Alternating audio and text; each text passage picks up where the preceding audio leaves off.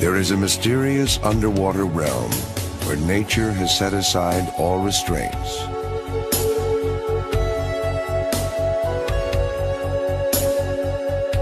It is a world riddled with labyrinths and chasms.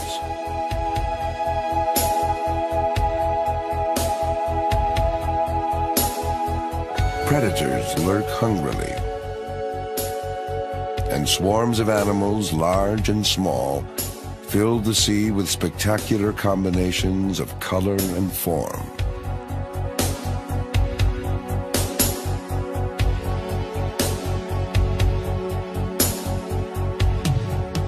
Fish create a shifting, three-dimensional kaleidoscope,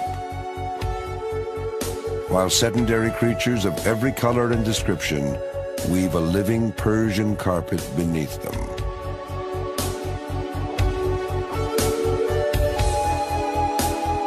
Here, even the rocks are alive. Brittle thickets of staghorn coral and undulating sea whips are part of this unearthly cast of characters.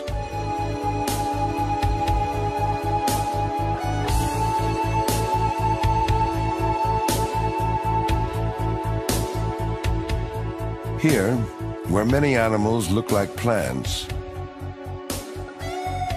surprises await at every turn. There are female fish that begin their lives as males, and snails that are both male and female at once. There are colors that advertise and colors that conceal. Brilliant colors that seem to exist simply to dazzle the eye.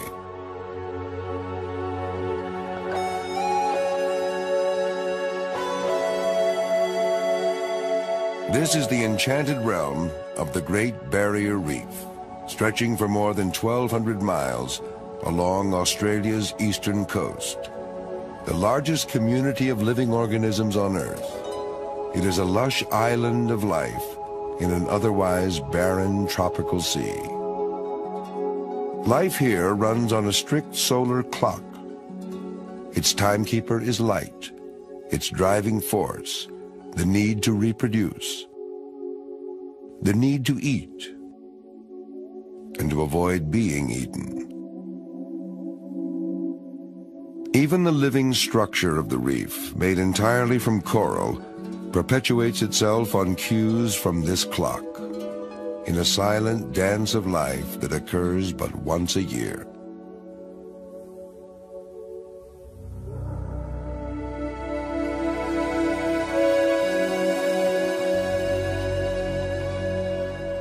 As the first rays of the rising sun filter through the reef, groupers and other hunters of the twilight hours stretch languidly and stop their prowling as they ease into comfortable daytime hiding places.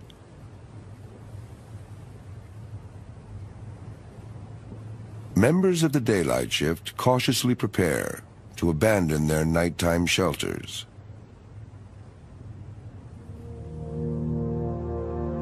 The lingering twilight still offers an advantage to predators, whose tactics work best in dim light.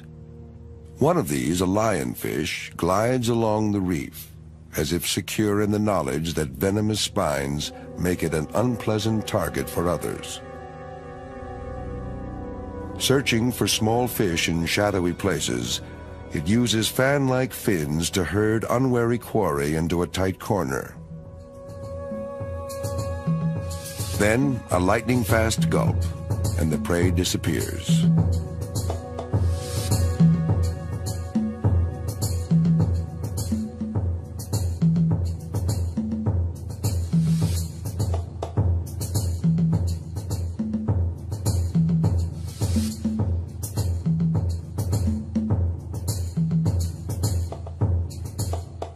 Now and then, some small fish, like this baby pufferfish, seem to play with fire, nipping at the fins of the lionfish.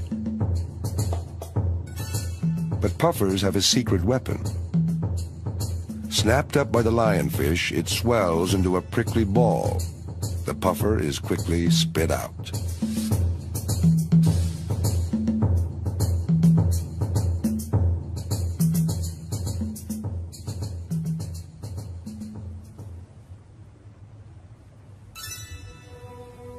This lionfish won't eat again until dusk. His slow-paced hunting style works best in dim light, when his prey can't see very well. But lionfish, and all reef creatures, ultimately depend on the reef's most intriguing and important animals, the corals themselves. Corals don't just live on the reef, they build it, inch by inch, laying down limestone that forms the canyons, terraces, and towers of an undersea metropolis. More than 500 species of coral form the Great Barrier Reef, and they grow in an incredible variety of shapes. Tabletop and staghorn corals can extend their branches as much as 6 inches each year. Massive species like this brain coral may take a decade to reach the size of a baseball, but can live for centuries.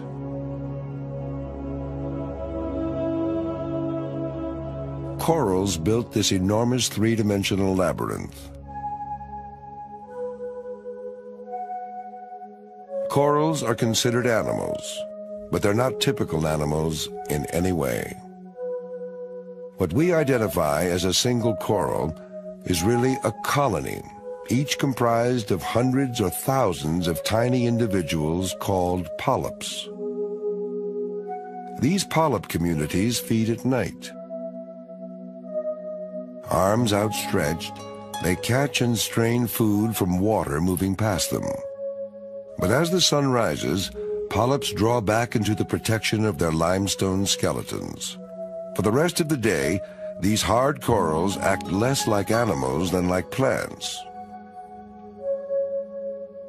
protecting their delicate tissues from the jaws of enemies yet unseen. They spend the daylight hours capturing solar energy with the help of single-celled algae living in their tissues. The algae also enable their hosts to secrete the limestone that forms the structure of the reef.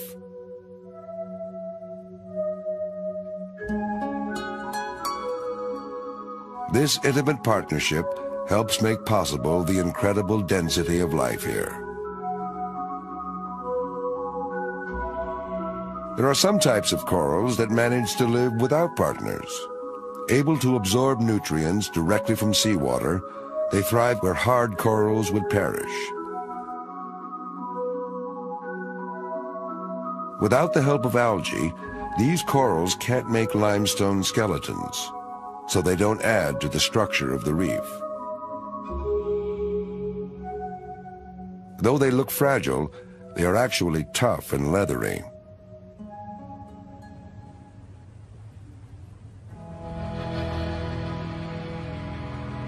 Just after sunrise, as coral polyps withdraw, all is quiet on the reef.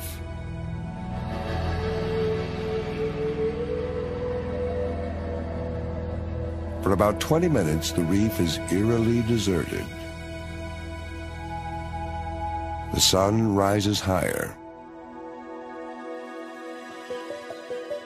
Then suddenly, the reef swarms with life. Fish pour out of reef caves and crevices to feed through the daylight hours. Their eyes, finely tuned for sharp color vision, see as well or better than our own.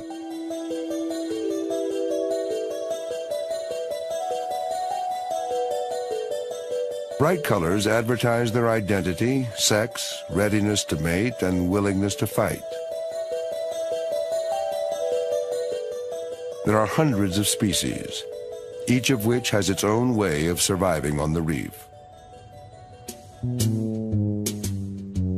This tiny black and blue striped fish is called a cleaner wrasse, for obvious reasons.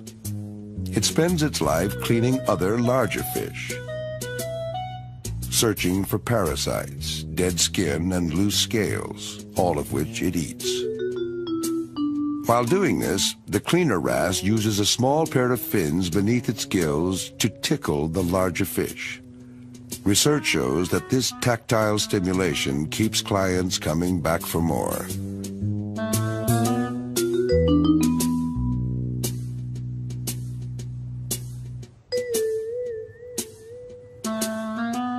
Each cleaner wrasse has its own territory called a cleaning station.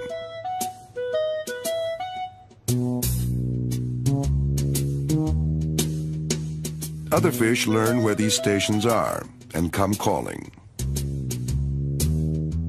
including large predators. Groupers this size could easily swallow the cleaner fish whole, but they almost never do. In fact, when they open their mouths, it's usually to invite the wrasse inside. There, doctor becomes dentist, inspecting teeth, mouth, gills, and other tender spots that harbor annoying parasites.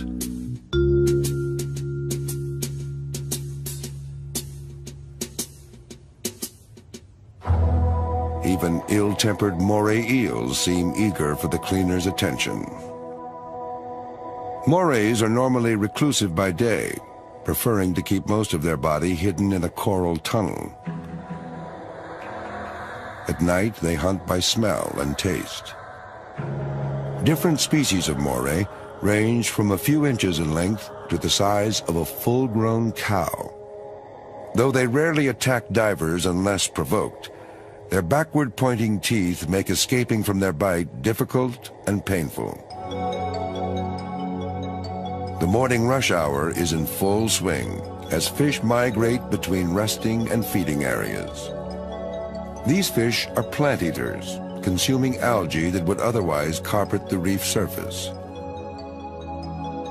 Food can be so scarce that this parrotfish tries to feed on the waste of others, recycling food that has been collected but not quite digested. Some fish take time to get acquainted. Others are all business. This feisty damselfish is constantly fighting, mainly to defend its turf in the crowded reef metropolis. Staking out a claim on the reef surface, the damsel chases off all plant eaters.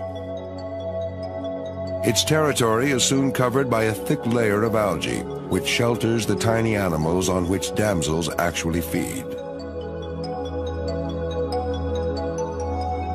Damsels are quite aggressive for their size, willing to square off against intruders many times larger. They even chase off a full-grown surgeonfish armed with razor-sharp spines to protect the algae farm. The clownfish also fiercely guards its home, which happens to be the body of an animal called a sea anemone.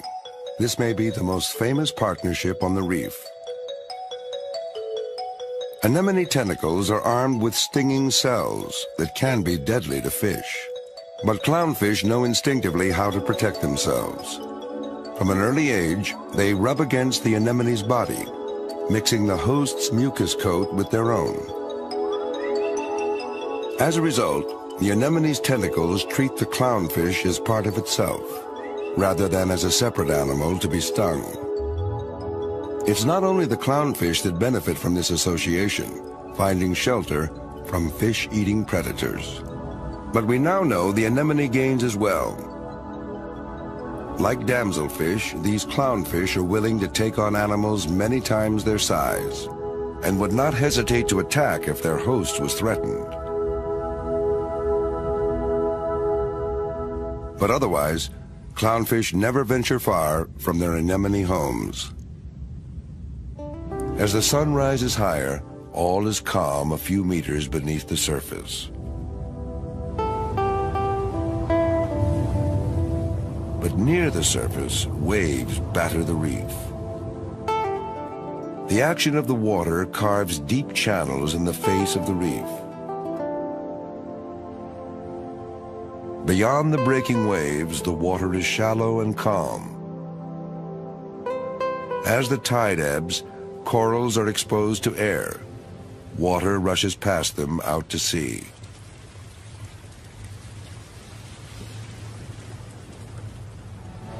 These tidal currents flowing across the reef carry precious food in the form of plankton and a host of floating particles. Along the way, countless hungry mouths are waiting. What looks like a pair of feather dusters are actually the gills of worms, whose bodies are hidden within the reef. The plumes enable the worm to breathe and strain food particles from the water at the same time. Worms like these carpet many parts of the reef. Their gills vary in shape and color, but all serve the same essential purpose. Though these delicate structures may seem vulnerable to passing fish, they can withdraw in an instant if a shadow passes overhead.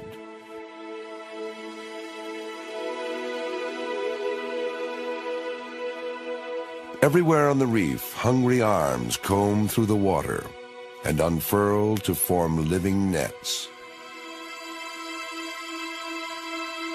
Sea lilies, whose ancestors shared the earth with dinosaurs, perch in the current to snag their meals. They strain plankton and other food particles from the water with incredible efficiency. More than 80% of the plankton that washes onto a reef never makes it downstream.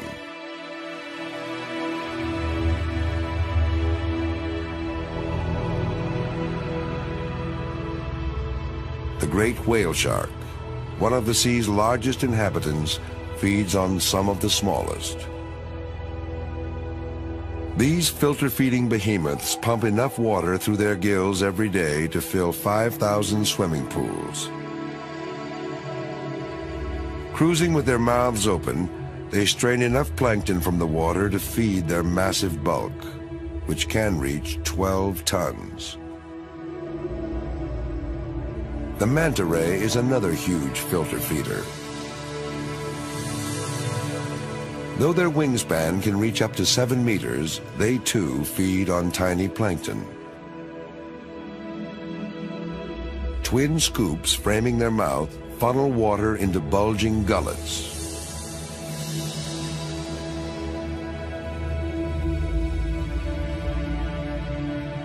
Solitary creatures, they remain on the fringe of the reef, rarely venturing inside.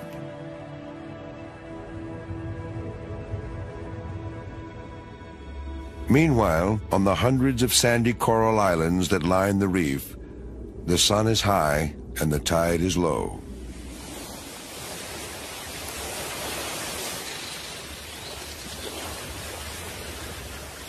Herons and other shorebirds eagerly stalk prey trapped in shallow tidal pools. A midday low tide can mean trouble here, for though hard corals thrive on solar energy when submerged, exposure to drying air and intense tropical sun can be deadly. Too much exposure kills corals, but many can survive brief periods by producing a thick layer of mucus, which later serves as yet another source of food for reef animals. High above the reef, frigate birds and gannets hunt for fish that they scoop from the water or steal from each other. Below wait their hungry chicks. Parents sit on their young, not to keep them warm, but to shelter them from the blazing sun. By hunting at sea and bringing food home, seabirds help fertilize the grasses and shrubs where they nest. Back underwater, midday and low tide, things are quiet on the reef.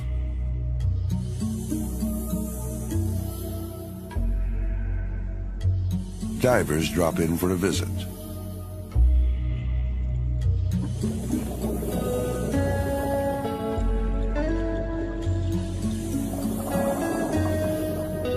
Their destination today is a small wreck claimed by the reef over a century ago.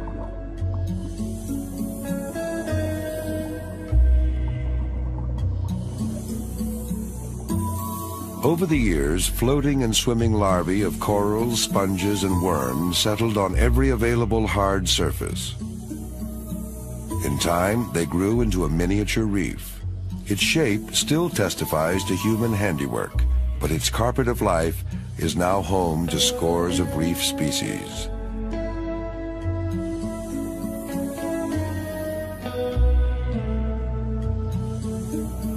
It offers daytime shade to schools of fish and shelter to sea snakes.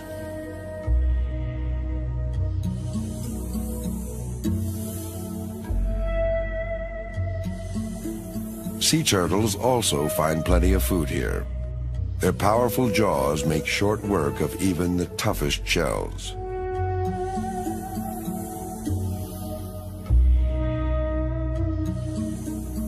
Feeding slowly and methodically, they seem totally unconcerned about the divers.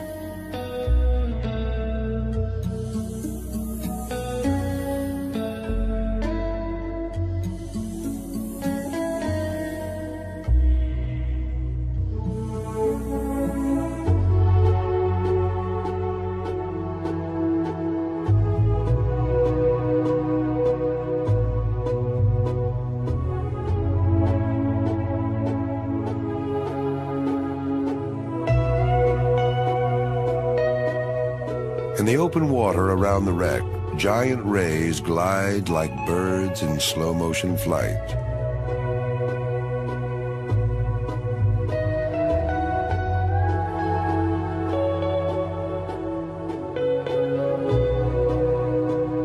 Back on the reef, swarms of plankton-feeding fish scour the water for food.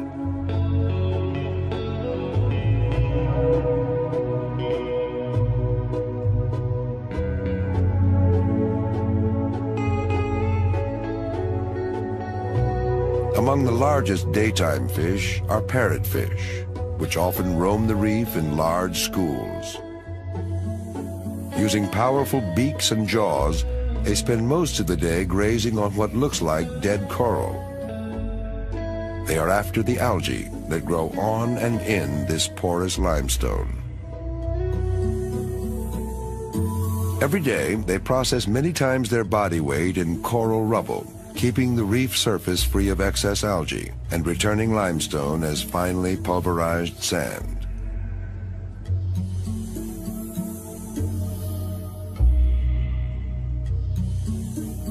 The sandy rubble at the base of reefs looks barren to humans, but is a fertile feeding ground for reef fish.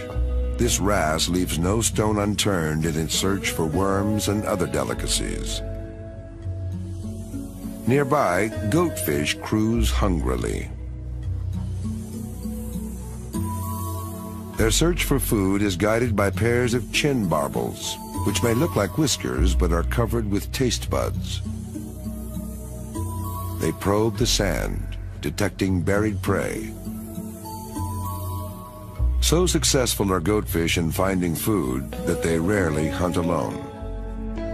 Wherever they go, they are followed by freeloaders, eager to snatch any small animals scared up by the goatfish during their search.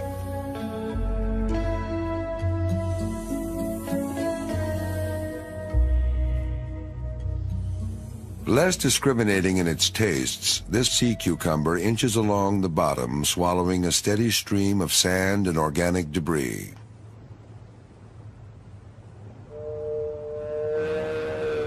Digesting what he can, he expels the rest.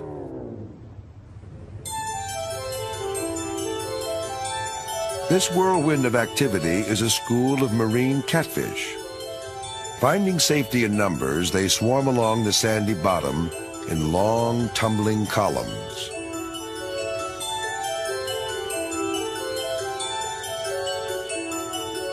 Those in the middle are safest, but least likely to snag a meal.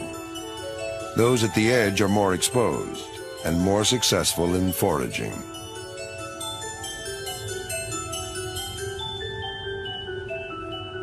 Other species shun crowds. These butterfly fish hunt as they live, in mated pairs, which stay together for life.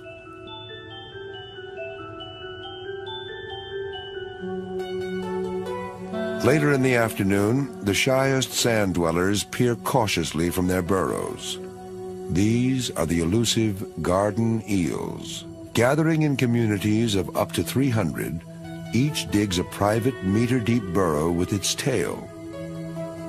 They use sharp eyesight to pluck food from the current without leaving their burrows.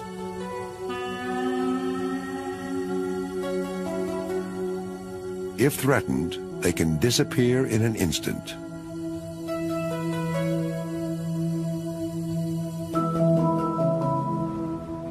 Where coral sand meets rubble lives the reef's true odd couple, the industrious blind shrimp and the watchful goby. The shrimp seems forever to be excavating the burrow they share, while keeping its long antennae in nearly constant contact with the goby.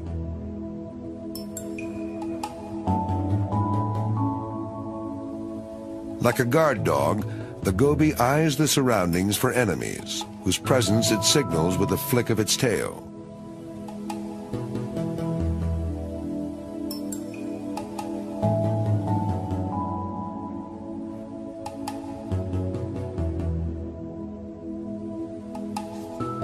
Other species of goby have more typical domestic arrangements.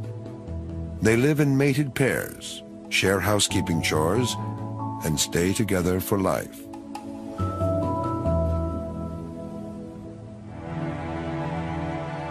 As afternoon fades into early evening, lengthening shadows signal approaching danger for daytime fish. Plankton feeders become less bold and hug the reef more closely. The reason for their unease is soon obvious, as schools of predators gather and cruise along the reef. Among the first to appear are jacks and small barracuda. None of them are hunting yet.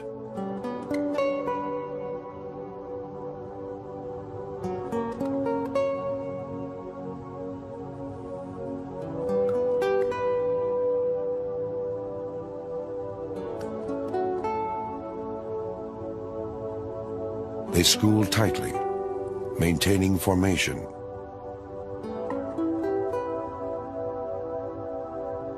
Moving and turning together.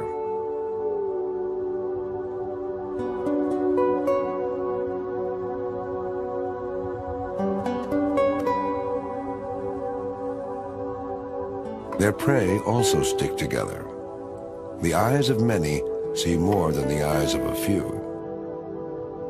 This ability to school is due to a remarkable sixth sense located on the sides of their bodies.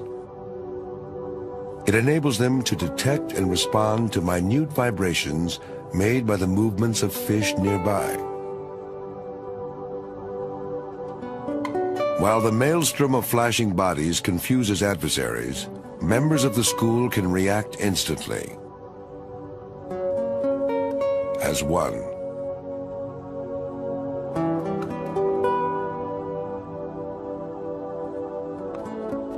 As twilight approaches, the reef takes on a heightened tension.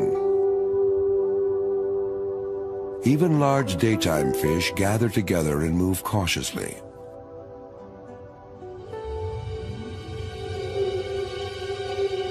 Predators circle, ever bolder, ever closer.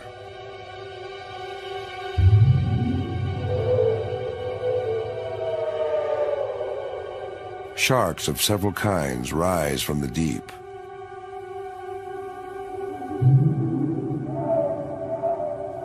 While others become more active.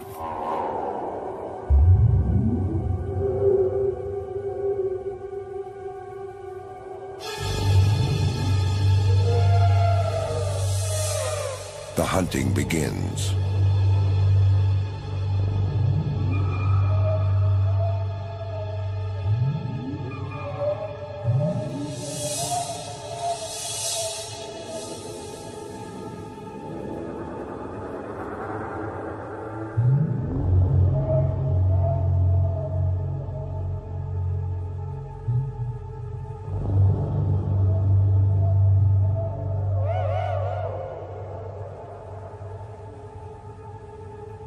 Soon another predator joins the fray. Using their own school to herd prey into corners, jacks dash through the panicked throng.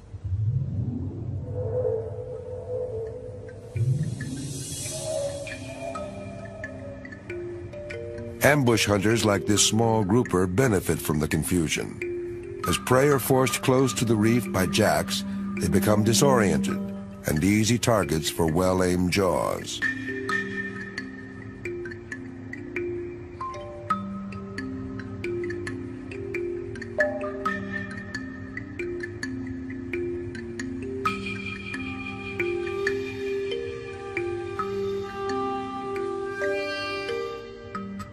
Sensing danger from a distance, the flying gurnard spreads huge wing-like fins, making itself look as large as possible as it swims away.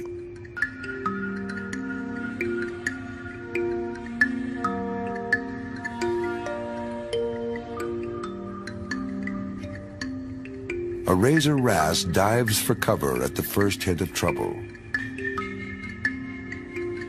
Lacking a true burrow, it knows where sand is soft.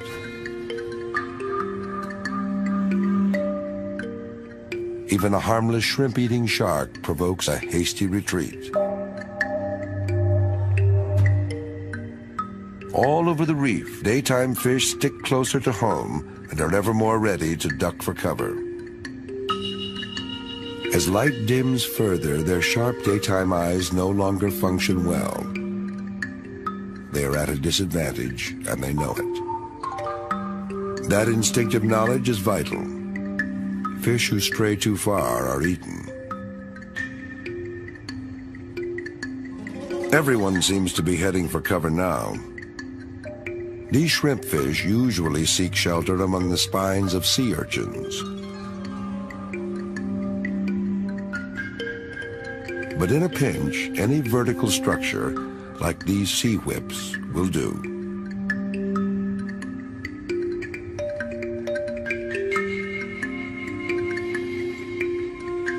The day shift is heading for home, but on a reef, commuting at rush hour is dangerous.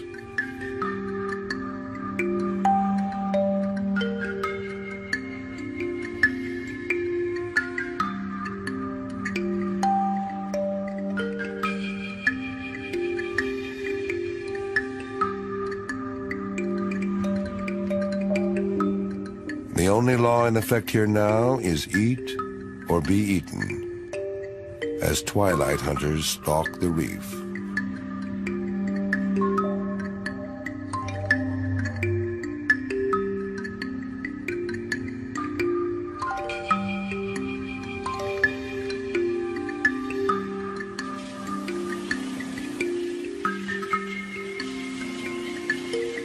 In the air above the reef, seabirds return home to roost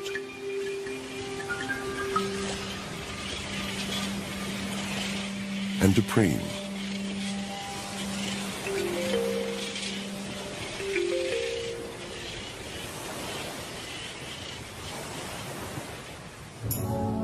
While below, despite the dangers, certain species prepare to risk their lives to mate.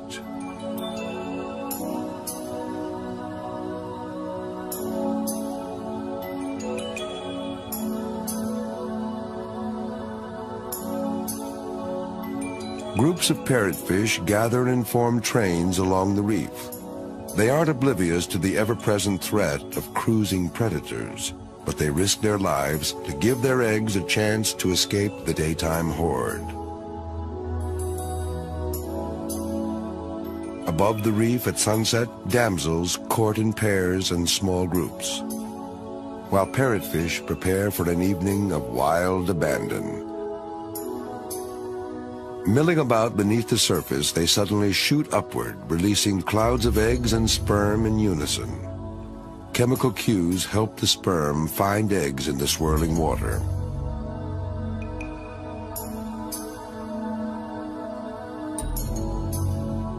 Below, on the reef itself, this clownfish family seems a model of decorum by contrast.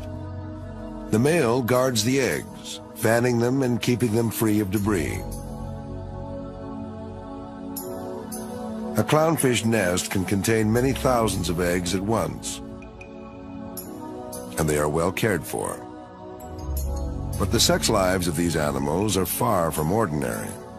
The largest fish in the group is a female, who began life as a male. Like the consorts that surround her now, she, who was then a he, grew slowly, working his way up in the pecking order of the clan.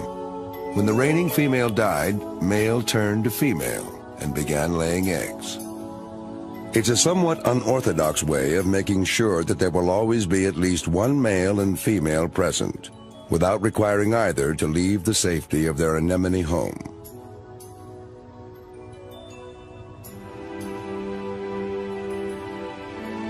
This female cuttlefish is just as fastidious about protecting her eggs.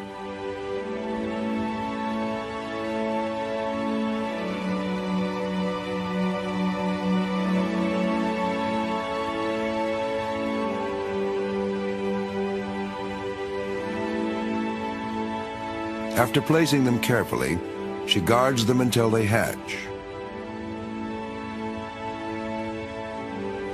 Shortly after, she will die.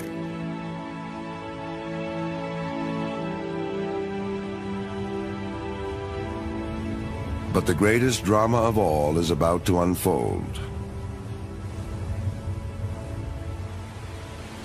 It is nightfall. The moon rises and exerts its own power over the creatures of the reef.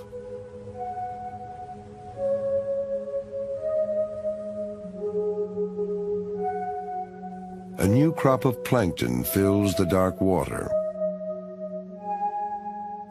and coral polyps come out of hiding to act as animals and feed on the drifting plankton.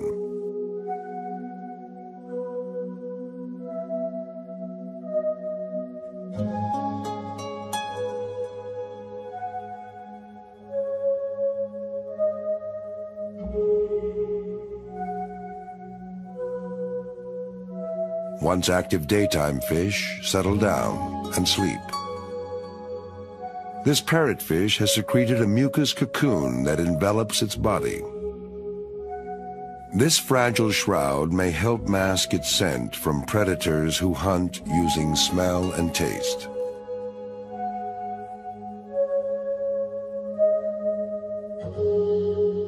With the last daytime fish gone, the reef undergoes an amazing transformation as an unearthly crew of nighttime creatures crawls out of their shelters. What daylight exposes, darkness conceals, and what sunshine forbids, shadows allow. Daytime divers never see any of these fascinating animals.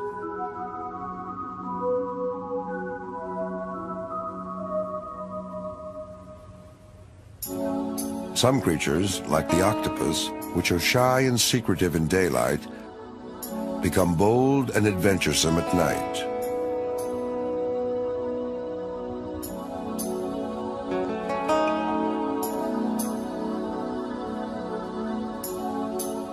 Their patterned skin is filled with sacs called chromatophores that change color on command. They do this for camouflage. A remarkable feat, given that these animals are thought to be completely colorblind.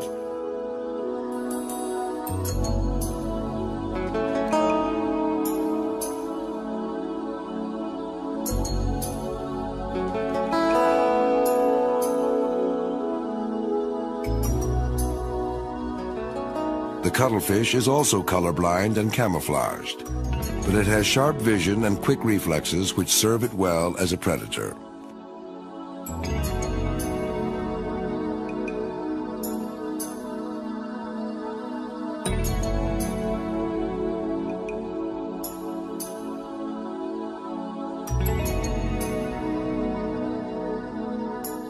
Waves of color wash over its body in the excitement of the hunt.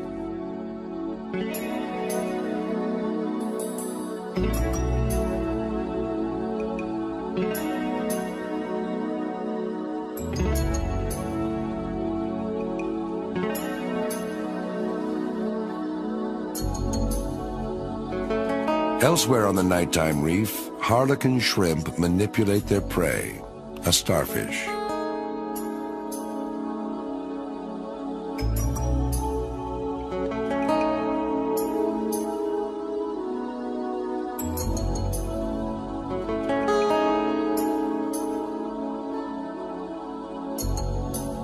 They drag it to their lair, immobilize it by turning it upside down.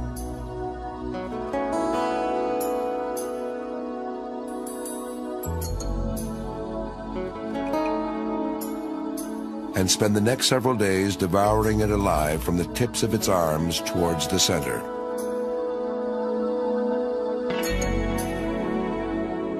Banded coral shrimp, though active by day, are also out and about at night.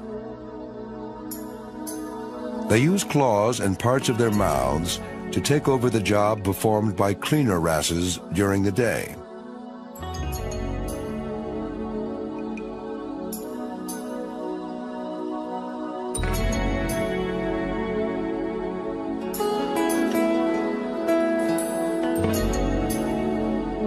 Delicately feeding themselves, they also use their flexible limbs to keep their bodies free of debris.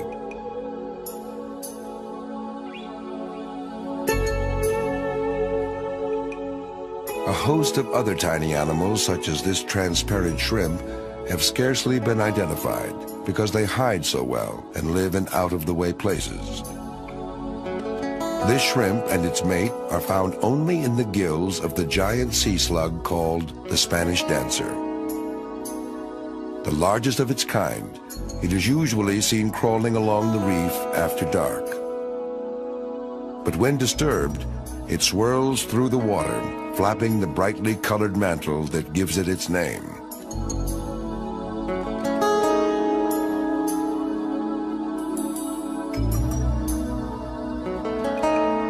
Most of its relatives are smaller, but no less fascinating. They have dispensed with the protective shell carried by their terrestrial kin, the snails. Their gills are born naked on their backs, hence the scientific name nudibranch.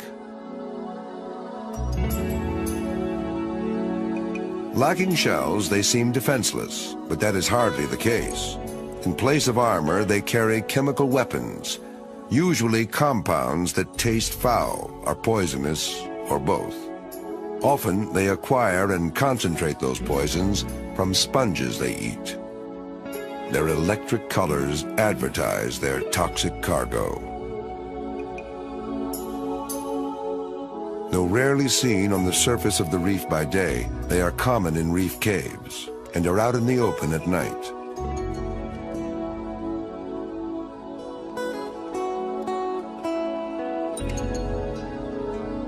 Their diversity of color and form is truly extraordinary.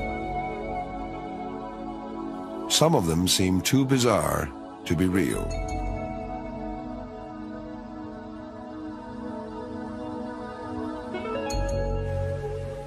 The moon is just past full, and so is the tide. In the surf, a female sea turtle appears.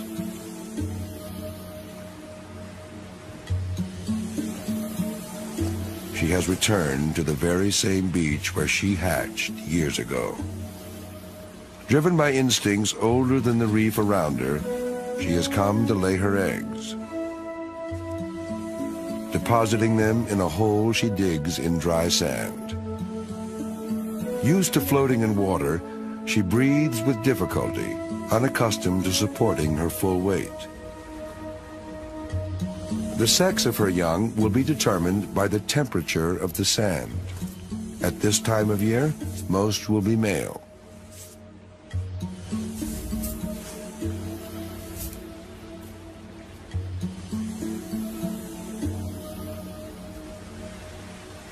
Having hidden her brood, she returns wearily to her watery home.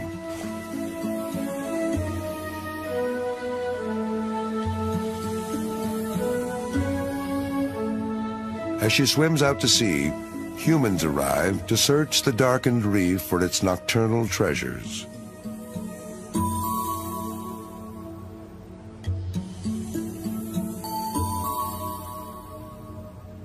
Their lights startle a few night wanderers.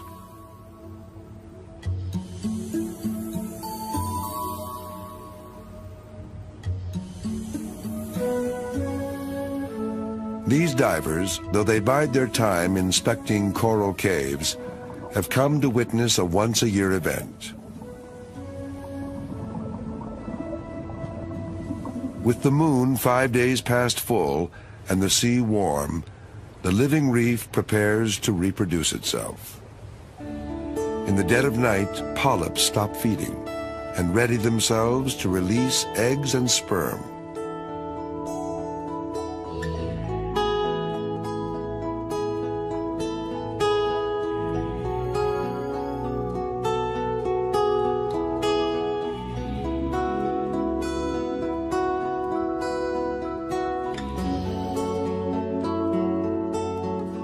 First, one at a time, then in greater and greater numbers.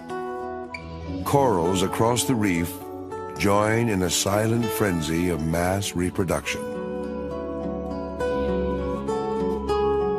Some polyps cast only sperm into the tropical night.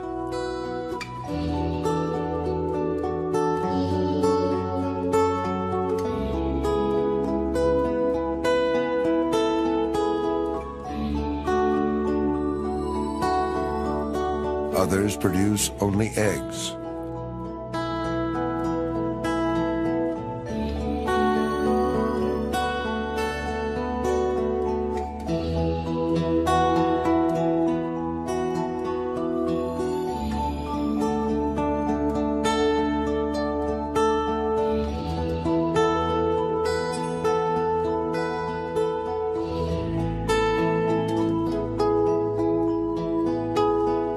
Some spew forth eggs and sperm at once. In the water, these fuse to produce larvae that eventually become coral polyps. Some coral species release larvae that have been fertilized inside polyps and are now ready to swim off on their own. However they are produced, the larvae of some species will settle within days and begin new colonies quite close to their parents.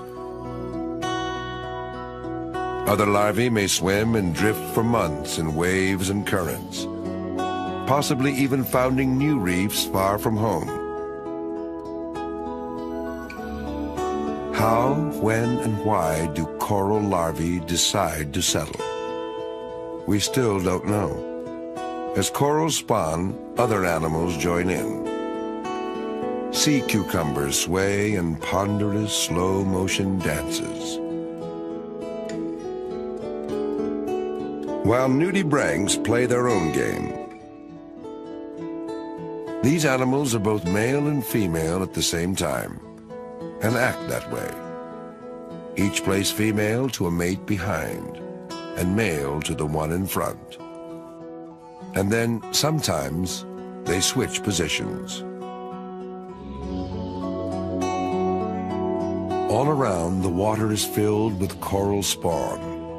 Sperm follows scent trails to eggs of their own species.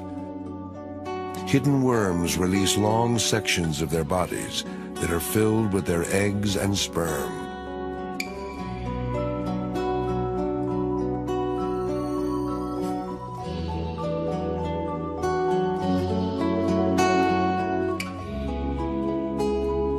With luck, currents will carry these clouds far from the reef before the swarms of plankton-feeding fish awake after dawn and eat them.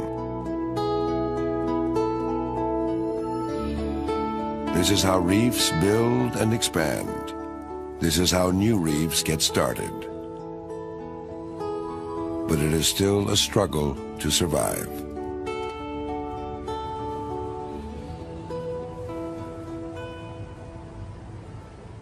By the light of the next day, hungry fish swarm to feast on a rare treat, a giant slick of congealed coral eggs and sperm. The vast majority of the spawn will not survive.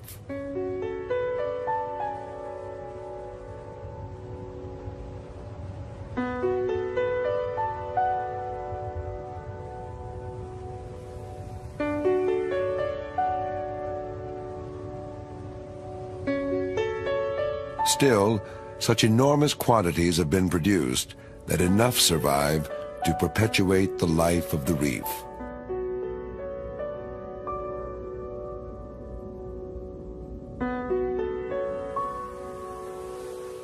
Meanwhile, back on the beach, hatchling turtles from an earlier clutch dig out from their sandy nest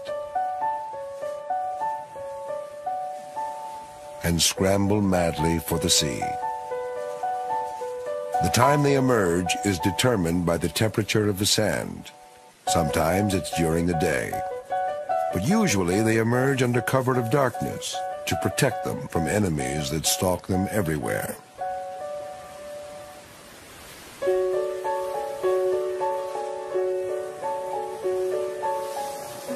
The first moments of their journey are the most perilous, as they run a gauntlet of hungry mouths. Only because of their numbers do any reach the relative safety of the surf.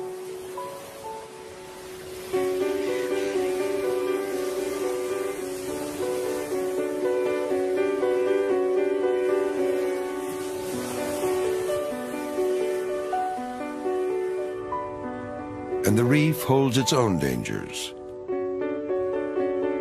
The water's surface by day is no place for young turtles.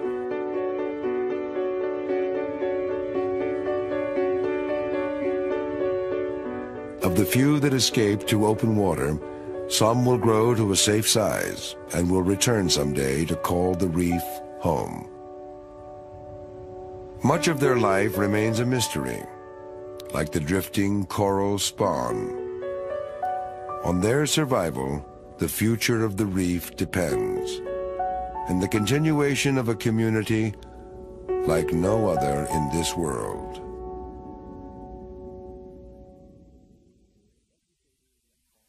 Educators and home viewers can purchase this and many other NOVA programs for $19.95 plus shipping and handling.